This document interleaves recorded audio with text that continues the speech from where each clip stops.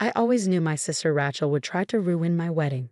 I just didn't expect her to do it quite so spectacularly. My name is Emma Collins, and I met the love of my life, James, while he was waiting tables at a small Italian restaurant in downtown Boston. At least that's what everyone thought. The truth was far more interesting, but we'll get to that. He's a waiter? Rachel had sneered when I told my family about him. Really, Emma? With your education and background, you could do so much better. That was Rachel, always measuring everything by status and money. She'd married a hedge fund manager right out of college and never let anyone forget it. The fact that I, her Yale-educated younger sister, would settle for someone who served pasta for a living was apparently a personal affront. What she didn't know was that James had a very good reason for working at that restaurant. As the secret heir to the Romano restaurant empire, he believed in learning the business from the ground up. Every aspect of it, from washing dishes to serving customers. But we'd agreed to keep that quiet until after the wedding. Let them judge, he'd said, his dark eyes twinkling. It's more fun that way. The morning of our wedding dawned bright and clear. The small church we'd chosen was perfect. Intimate, elegant, nothing like the extravagant affair Rachel had thrown for her own wedding 3 years ago. I was in the bridal suite, my mother fussing with my veil, when Rachel burst in. "You can't go through with this," she declared, still wearing her designer dress like armor. "Do you know what people are saying? That you've lost your mind." "The only person saying that is you, Rachel," my mother said tiredly. She'd grown weary of Rachel's drama over the past few months. "Mom, she's throwing her life away. He probably just wants her money." I couldn't help but laugh at that. My modest teacher's salary compared to James's hidden billions was almost comical. But Rachel took my laughter as defiance. "Fine," she snapped. "Ruin your life. But don't come crying to me when you're living in some cramped apartment above a restaurant." If she only knew about the penthouse James and I had already picked out, or the private island where we'd be spending our honeymoon. But I held my tongue, remembering our agreement. The truth would come out soon enough. The ceremony began beautifully. James stood at the altar, looking handsome in his tailored suit, which Rachel had probably assumed was rented. Our closest friends and family filled the pews, though notably fewer on my side since Rachel had convinced several relatives it wasn't worth attending. Then came the moment that would be talked about for years to come. If anyone knows any reason why these two should not be joined in marriage, speak now or forever hold your peace. Rachel stood up. "This is ridiculous," she shouted, her voice echoing through the church. "Emma, you're making a huge mistake. You're better than this. You're marrying a waiter, for God's sake. How pathetic can you be?" The church fell silent. James squeezed my hand gently, and I saw the corner of his mouth twitch. "Should we tell her?" he whispered. I shook my head slightly. Not yet. Rachel wasn't finished. She stormed toward the altar, her expensive heels clicking against the stone floor. "Everyone here knows this is a joke. Emma, you were supposed to be the smart one, the successful one. And now look at you, throwing it all away on some server." "Rachel," our father warned from the front pew, but she ignored him. "When this all falls apart, don't expect any sympathy from me. You've made your bed, probably a very cheap one, now lie in it." With that final shot, she turned and stormed out of the church, leaving stunned silence in her wake. The minister cleared his throat awkwardly. "Shall we continue?" I looked up at James, saw the love and amusement dancing in his eyes. "Yes," I said firmly. "Let's continue." The rest of the ceremony was perfect, made even better by Rachel's absence. As we exchanged rings, I couldn't help but think about what was coming. The reception would be at one of James's family's most exclusive restaurants, one that had been mysteriously closed to the public for the day. Rachel had no idea that her very public tantrum was about to backfire in the most spectacular way possible, and I couldn't wait to see her face when she realized just how wrong she'd been about everything. But first we had to get through the pictures and the drive to the reception. James helped me into the rented vintage Rolls-Royce, actually from his personal collection, as our guests showered us with rice. "Ready for Act 2? He murmured in my ear. I smiled, thinking of the scene that was about to unfold at the reception. "More than ready. Do you think she'll show up?" "Oh, she'll show up," he said confidently. "People like Rachel can't resist a chance to feel superior. She'll come just to watch what she thinks will be a cheap, embarrassing reception."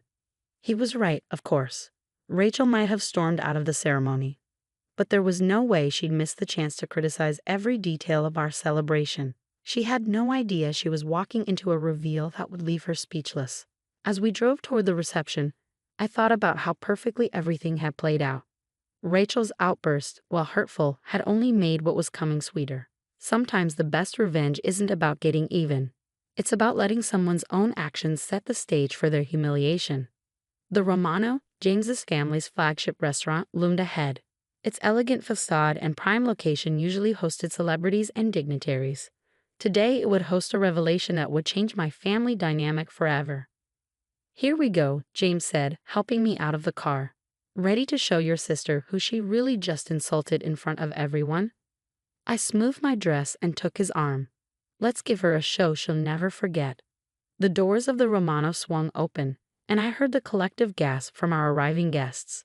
Crystal chandeliers cast a warm glow over marble floors and hand-painted murals. White-gloved servers circulated with champagne, each bottle worth more than what most people thought James made in a month. "This must be a mistake," I heard someone whisper. "How could they afford this place?" Rachel arrived fashionably late, probably expecting to find us in some budget banquet hall. She froze in the doorway, her perfectly made-up face twisted in confusion. "There's been a mix-up," she said loudly, approaching me. "This is the Romano. They don't do wedding receptions, ever." "They made an exception," James said smoothly, appearing at my side. "For family."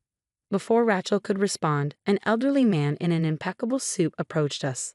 Everyone in the restaurant business knew Antonio Romano, the patriarch of the Romano Empire.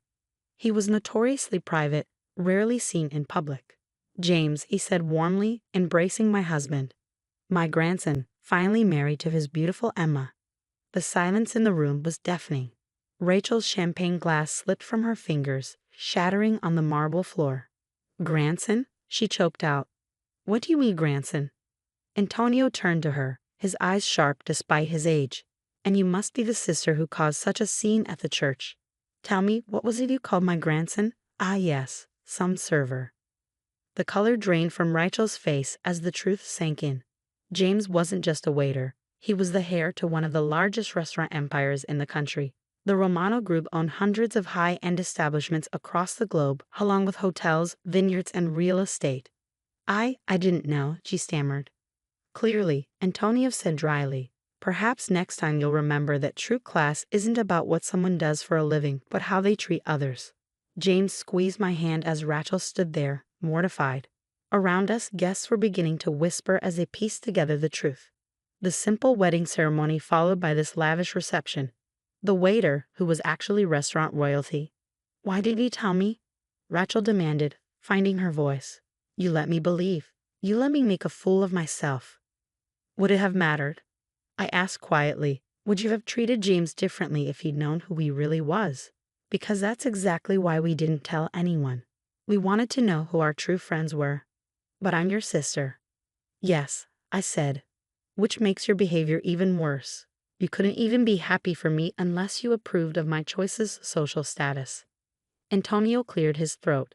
"If you'd like to leave, no one would blame you. You've already provided enough entertainment for one day." Rachel's face flushed deep red. She looked around the room, seeing the judgment in everyone's eyes. The same people who had witnessed her outburst at the church were now watching her humiliation.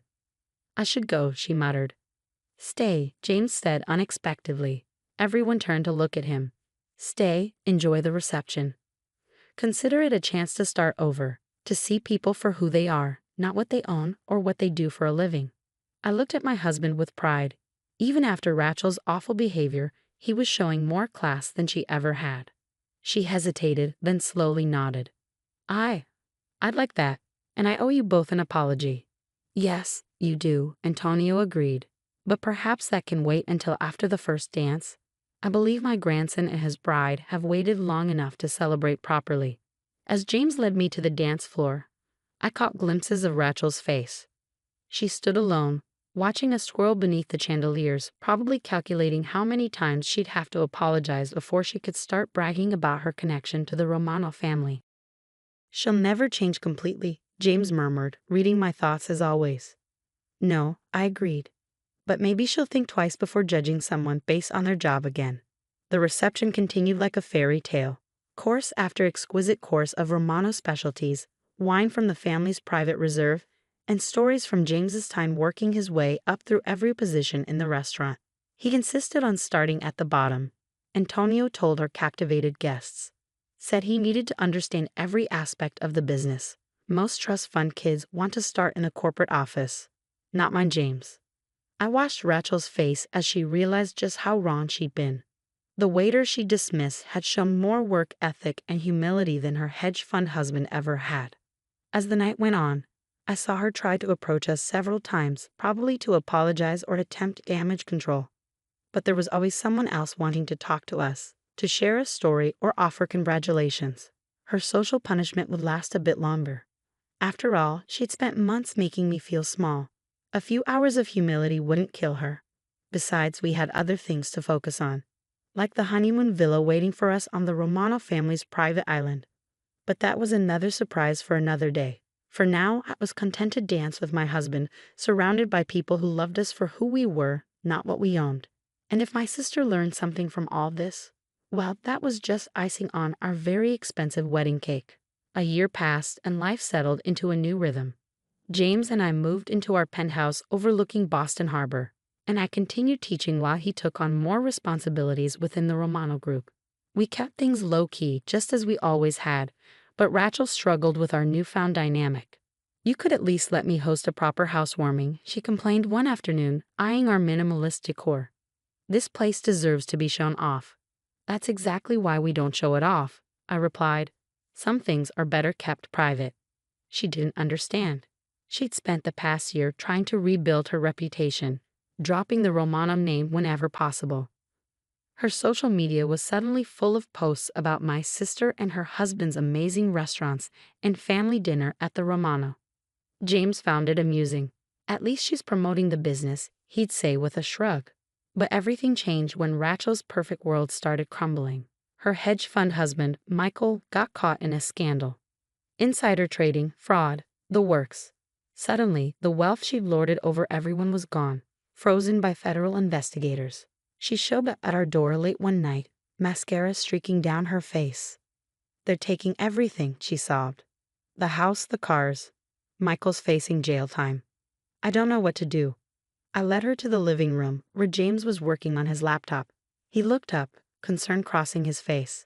"I need help," Rachel admitted, the words clearly costing her pride. I don't know how to start over." James and I exchanged glances.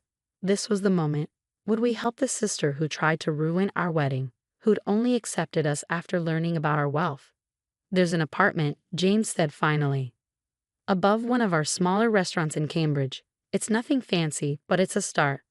Rachel's eyes widened. "You do that? After how I treated you?" "On one condition," I added. "You work in the restaurant, learn the business from the ground up, just like James did." "You mean wait tables?" She looked horrified. "Among other things," James said. "Wash dishes, bus tables, learn to cook. Understand what it means to earn your way." Rachel was quiet for a long time, probably wrestling with her pride. Finally, she nodded. "Okay, I'll do it. But will you help me? Show me how." That was the moment I knew my sister might actually change. The next few months were transformative. Rachel moved into the small apartment, traded her designer clothes for sensible shoes and work uniforms.